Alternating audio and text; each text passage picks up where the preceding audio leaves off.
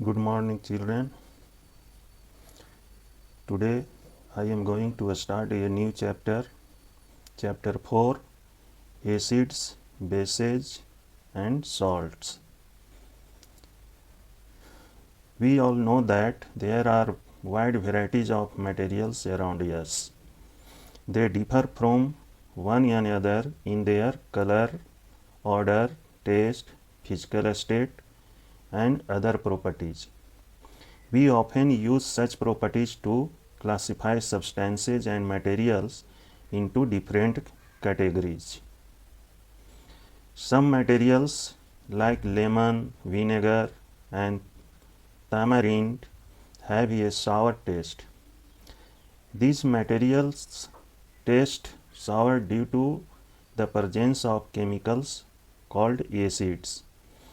Other materials like baking soda and soap have a bitter taste. It is due to the presence of chemicals called bases. Caution: it is dangerous to taste any unknown substance either at home or in a school. So be careful. The term acid has been derived from the Latin word acidus, which means sour. All sour tasting materials contain acids. Acids are classified into two categories. First, mineral acids. Acids which are prepared from the minerals present in the earth are called mineral acids. Hydrochloric acid, HCl, sulfuric acid, H2SO4, nitric acid, HNO3, sulfurous acid, H2SO3, and phosphoric acid, H3PO4, are some of the well-known mineral acids. Do you know sulfuric acid is often known as the king of chemicals? It is used in manufacture of a wide variety of materials. Second, organic acids. Acids which are naturally occurring and are found in plants and animals are called organic acids. Many fruits and vegetables contain organic acids. For example, guava contains oxalic acid. Orange, lemon, and amla contain citric acid. Grapes, tamarind, and gooseberries contain tartaric acid. Sour milk contains lactic acid. Vinegar contains acetic acid. You can see some examples of fruits here which contain different type of acids in them. A sting of bees, red ants, wasps, and a stinging nettle contain formic acid, which causes a shooting pain. Acids like hydrochloric acid, nitric acid, sulfuric acid, and phosphoric acid are strong acids.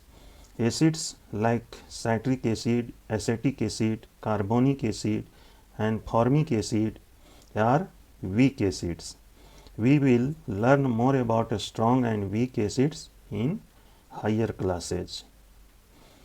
Acids manufactured in the factories are highly concentrated. That is, the water content in them is very low. Their concentration can be decreased by adding water to them. Acids having a low concentration are called dilute acids.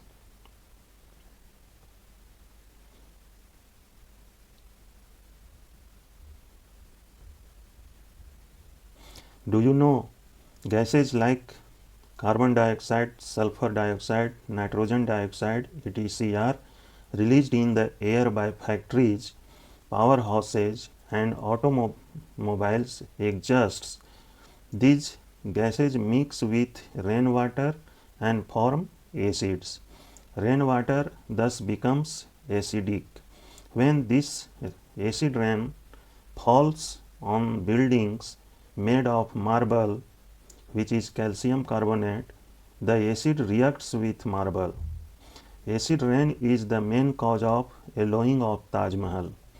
Buildings and monuments made of marble, like Taj Mahal, thus get affected by the action of acid rain. Next, bases and alkalis. Bases are substances which react with acids to form water and salt. Bases are bitter in taste and have soapy feel. Some bases are soluble in water. Such bases are called alkalis. For example, sodium hydroxide and aluminum hydroxide are both bases. However, sodium hydroxide is also termed as an alkali because it is soluble in water. Some bases like sodium hydroxide NaOH and potassium hydroxide KOH are strong bases. Others like ammonium hydroxide, aluminum hydroxide and copper hydroxide are weak bases. Next, indicators. Acids and bases can be identified not only through their taste but also with the help of substances called indicators.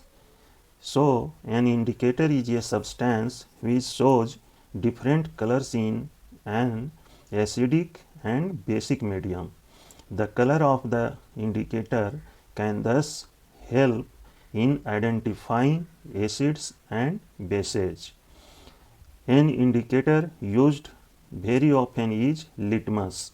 It is obtained from lichens and is purple in color. Its color changes to red in an acidic medium and to blue in a basic medium.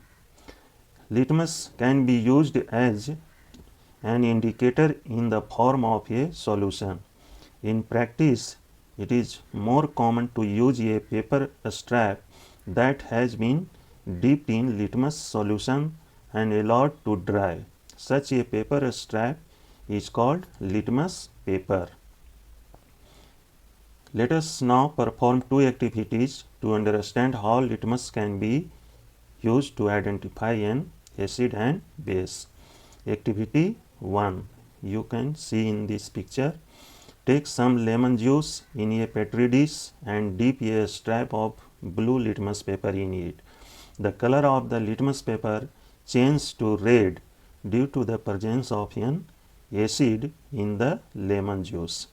Second activity, take some soap solution in a petri dish and dip a strip of red litmus paper in it. The color of litmus changes to blue. This happens due to the presence of a base in the soap solution. Turmeric can also act as an indicator. It turns red in a basic medium and remains yellow in an acidic medium. Have you ever noticed what happens when soap is rubbed on a turmeric stain on your handkerchief or shirt? Juice of China rose hibiscus petals can also be used as natural indicator. It turns dark pink magenta when added to an acid and turns green when added to a base. Another commonly used indicator is phenolphthalein. It is colorless in an acidic medium and turns pink in a basic medium. So, today I just discussed about acids, bases and their types. So, just go through this chapter and write down the keywords in your notebook. Next class I will just take and explain neutralization and formation of salts naming of salts, classification of salts, etc. Thank you.